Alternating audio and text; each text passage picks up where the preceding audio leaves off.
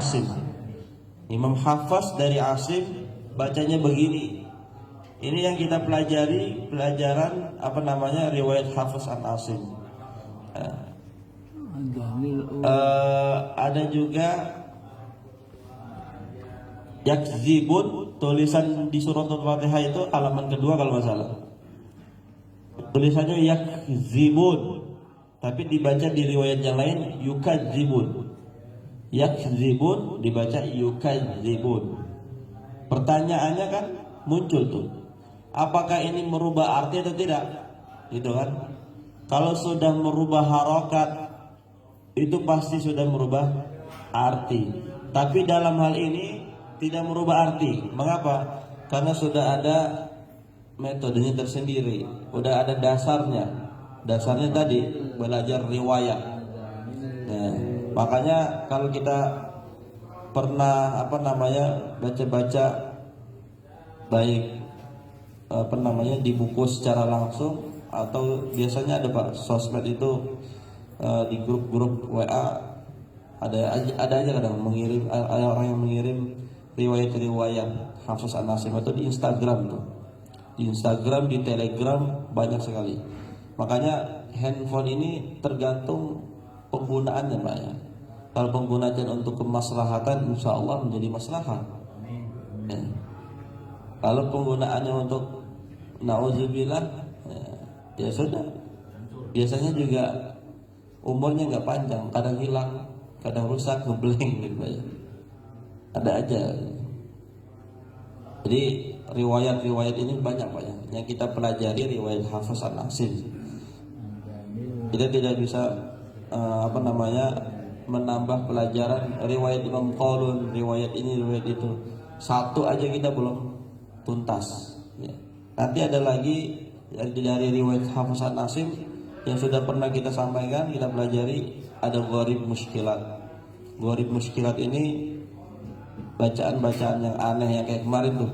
Di halaman berapa? Di surah apa tuh ya Pak? Nah, ini bacanya harus seperti ini selamanya sampai kapanpun. Kecuali kita belajar riwayat yang lain, itu akan berubah bacaannya. Seperti tadi bacaan ad-duha wad-duha wal-laili idza saja, diimalahkan itu kan. Dimiringkan huruf harokat fathahnya dimiringkan. Saat kan emang harokat fathah sudah miring tulisannya, bukan masalah tulisannya, membunyikannya, membacanya dimiringkan. Wad-duha wal-laili idza saja. Ini bukan karena yang bacanya orang Betawi, bukan juga karena juga bacanya ikut-ikutan, memang ada dasarnya. Yang hanya ikut-ikutan nggak boleh. Yang hanya ikut-ikutan nanti muncullah ente berarti merubah bacaan Al-Quran, ente berarti merubah terjemahan Al-Quran. Tapi kalau sudah ada dasarnya, dipelajari dengan dasarnya, dengan ilmunya, insya Allah dia bisa menjelaskan dengan baik. Itu banyak. Seperti ini. Kenapa tidak dibaca adanal, adanul, adanil? Memang sudah menjadi ketetapan seperti ini banyak. Nggak boleh dirubah-rubah.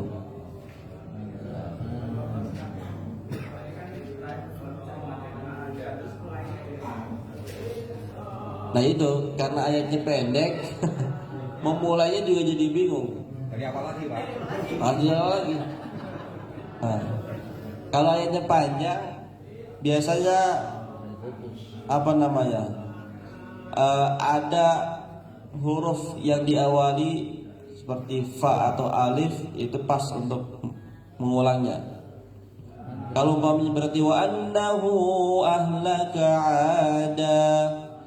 Kalau mau dilanjutin, kalau dipaksa melanjutkan, ya. Al-ula muncullah alif. Alifnya hidup. Al-ula. Ya. Al-ula wa samuda fama abqa. Muncul. Alifnya muncul, nunnya hilang. nggak kepake lagi udah nun wikoyanya otomatis hilang. Bukan berarti nil ula, tapi hilang nunnya. Karena tadi dasarnya nun ini pengganti dari tanwin. Ya. Kalau dibaca wasol, wasol itu dibaca lanjut.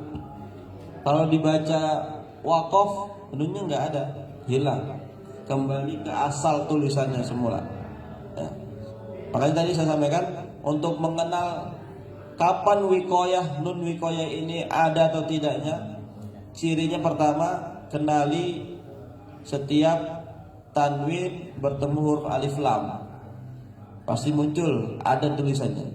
Kalau di Quran ini alhamdulillah sudah dipermudah adanya nun wikoyah ditulis agar para pembaca tidak bingung lagi. Quran yang kita pakai sehari-hari itu sudah banyak kemudahan sebetulnya, Pak. Nggak perlu lagi ngingat nama-nama tajwid, idgham bi gunnah, idgham mimi, idgham bila gunnah, izhar dan lain-lain. Dengan tulisannya saja insya Allah sudah bisa baca. Tinggal kita memahami ini maksudnya apa sih, itu dia yang perlu ada gurunya. Karena kalau nggak ada gurunya nggak bisa nggak tahu.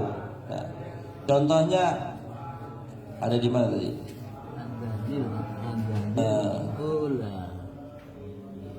وَثَمُودَ فَمَا أَبْقَى وَقَوْمَ نُوحٍ مِّن قَبْلِ وَقَوْمَ نُوحٍ مِّن قَبْلِ ayat 52. Nuhim min qabl. Pada dasarnya tanwin bertemu huruf mim itu apa hukumnya, Pak? Idgham mim bukan idgham mim. Idgham bi gunnah. Idgham bi gunnah kan artinya melebur. Ya. Tapi di sini sudah dikasih tanda di atas mim pakein tasydid. Secara tidak langsung berarti huruf H masuk langsung ke suara huruf mim. Himmi. Nah, makanya ketika ditanya apa hukum himmi, umpamanya jawabnya idgham bi gunnah. Kenapa idgham bi gunnah? Karena ada tasydidnya. Salah. Jadi patokannya bukan tasydid, patokannya tanwin bertemu huruf mim. Nah, kalau huruf mim yang bertasydid bukan idgham bi gunnah, namanya gunnah saja. Atau kalau di buku tajwid namanya ada gunnah musyaddadah. Gunnah yang apa nama? Syadid musyaddadah, yang benar-benar harus digunakan. Mim bertasydid dan nun bertasydid. Makanya jangan tertipu dengan tasydid. Tasydid ini dijadikan gunnah kalau dia di atas huruf mim dan nun yang sendiri tanpa sebab yang lain. Summa sendiri mimnya bertasydid. Inna sendiri nunnya bertasydid. Kalau nunnya di atas waw, kemudiannya wawnya ditahan, miwaro, apakah karena tasydid mimnya? Wawnya ditahan? Bukan, karena nun bertemu huruf waw. Waw Pak ya, waw Pak, bukan waw. Waw, huruf waw. Nah. Tapi ada yang ya, ada yang kalau takdirnya itu nggak dituliskan. Kalau di Quran apa namanya kudus itu Pak, yang saya pernah lihat tidak ada. Nah, adanya hanya di huruf-huruf yang gunnah memang, nun tasydid, mim tasydid. Kalau idgham bi gunnah biasanya cukup penyebabnya aja ditulisnya. Tanwin bertemu 4 huruf, ya nun mim waw. Nah, kembali lagi, tulisan Al-Quran yang kita pelajari ini sudah memberikan kemudahan. Ya, tinggal kita memperhatikan. Oh, pantas dia dikasih tasydid. Oh, dia pantas dikasih mim kecil di atasnya, karena dia iklab, ya kan? karena dia